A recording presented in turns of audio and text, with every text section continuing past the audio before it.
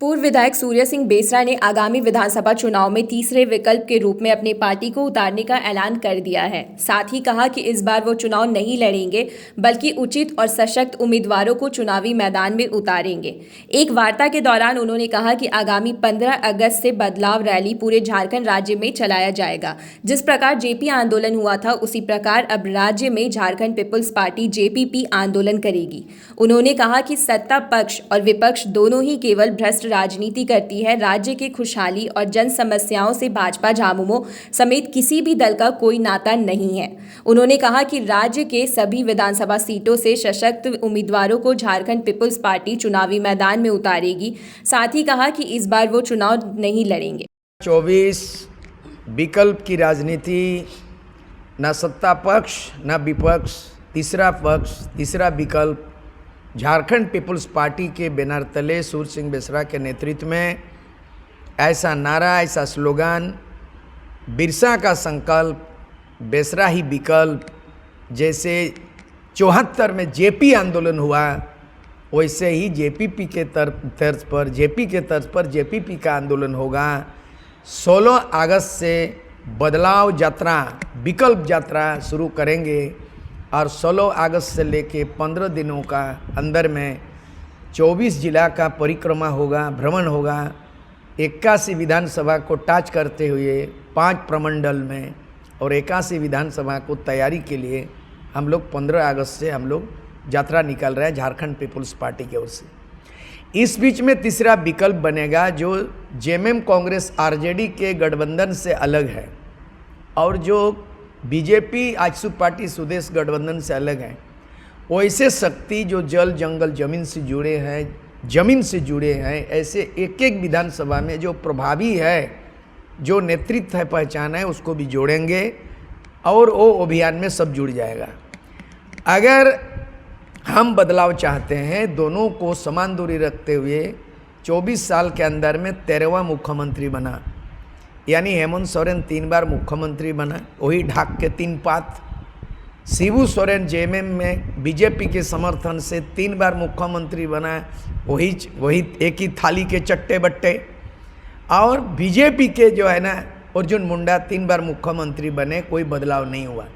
केवल यहाँ आदिवासी राज में आदिवासी के हाथ में बागडोर आया, लेकिन आदिवासियों का अगर बद से बदतर हुआ, इसके लिए जिम्मेदार आदिवासी नेता ही है, आदिवासी नेतृत्व है।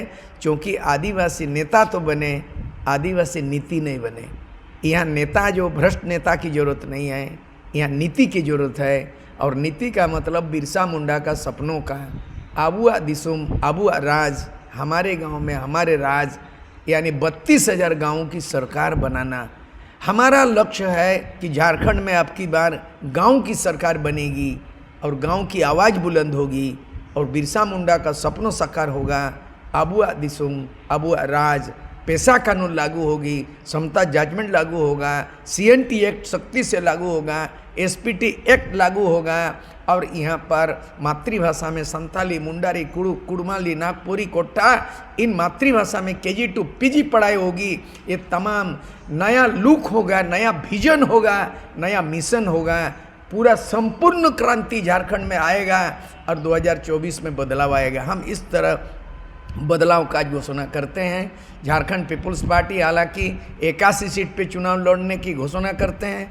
मैं इस बार चुनाव नहीं लड़ूंगा, विधानसभा में घोषणा कर रहा हूं। मैं किंग नहीं बनूंगा, किंग मेकर बनूंगा और कोच का काम करेंगे। और जो भी नौजवान एजुकेटेड, डेडिकेटेड है, फेयर पॉलिटिक्स होगा, फ्रेश लीडरशिप होगा और जो दागी नहीं है, जो बागी नहीं है, जो आपराधिक पृष्ठभूमि के नहीं है, दारू बेचने वाला लीडर का जरूरत नहीं है, ज़मीन का दलाली के लिए कोई उम्मीदवार नहीं होगा, बल्कि पढ़े लिखे समझदार लोगों का लीडरशिप डेवलप कर रहे हैं। और उसी के तलाश में हम झारखंड यात्रा निकलेंगे, विकल्प यात्रा, संकल्प यात्रा निकलेंगे और वहीं से छन के आएगा और 2024 में झारखंड का तस्वीर बदलेंगे, झारखंडियों का तकदीर बदलेंगे।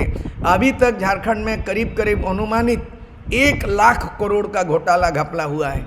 आज अखबारों की सुर्खी में आया, आलमगीर आलम जेल के सलाखों में बंद है कि 3,000 करोड़ कमीशन में खाया है।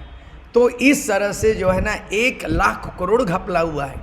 झारखंड का स्थिति ये है कि 20 लाख आदमी कोरोना काल में पलायन कर गए थे और आज की स्थिति में ऐसा है कि 1,26,000 कुंवारी लड़की दलालों ने उन लड़कियों को भी कहीं बेच दिया। दिल्ली में, बॉम्बे में, गुजरात में 1,26,000 कुंवारी लड़की गांव से नहीं है।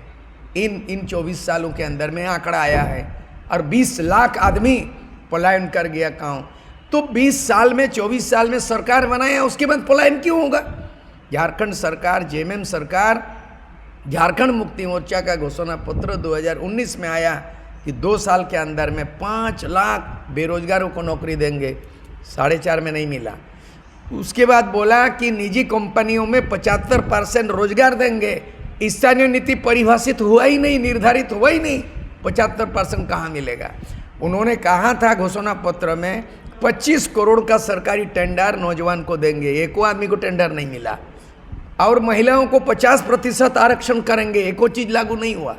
तो पारा टीचर को परमानेंट करेंगे और आंगनबाड़ी सेविका, सहायिका को उनको जो उचित मानदेय देंगे, बिल्कुल कुछ नहीं किया है। बेरोजगारी भत्ता जो है ग्रेजुएट को 500 रुपये देंगे प्रति महीना, और वो कहा है कि भाई 700 रुपया जो एमए पास किया देंगे, वो नहीं दिया। उसके बाद में 2 लाख रुपया तक जो है किसान का कर्ज माफ कर देंगे, वो भी नहीं हुआ। 2019 का वादे पूरा नहीं हुआ। हमारा कहना है जो वादा किया है, जो वादा किया पूरा करना होगा, और नहीं तो 2024 में गद्दी छोड़ना होगा। यही है आज का प्रेस वार्ता। न्यूज़विंग के लिए जमशेदपुर से गंगाधर पांडे की रिपोर्ट। कि आपकी उंगलियां भी बढ़तेंगी। ये देखिए सर, A1 क्वालिटी का सीमेंट लगा रहा हूं मैं।